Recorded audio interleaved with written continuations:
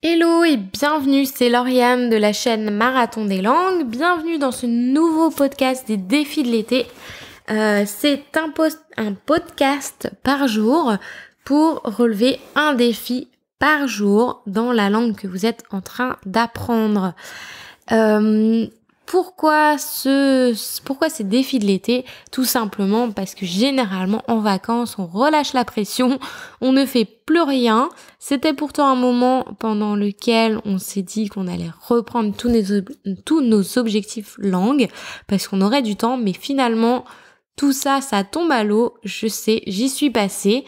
Et donc pour vous aider à ne pas succomber à tout ça, ne pas succomber à la chaleur des vacances, au rythme de la plage et de la chaleur, je vous propose un petit défi par jour, facile à relever, mais qui vous permettra de garder un lien avec la langue que vous êtes en train d'apprendre, sans difficulté, sans trop d'efforts, mais en avançant quand même.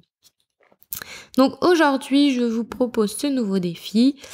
Ça sera de choisir donc une chanson dans la langue que vous êtes en train d'apprendre. Je vous avais dit, ça reste un peu plaisir les défis. Donc vous choisissez une chanson qui vous plaît, bien sûr. Vous choisissez un morceau, une partie de la chanson, et vous allez traduire ce morceau. Donc vous pouvez choisir le refrain. Ou toute la chanson si vous avez envie de bosser un peu plus.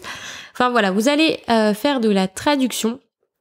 Donc pour cela, vous allez vous aider du site Coccinelle sur lequel vous allez pouvoir retrouver les titres de chansons et les traductions, enfin les paroles de chansons et les traductions.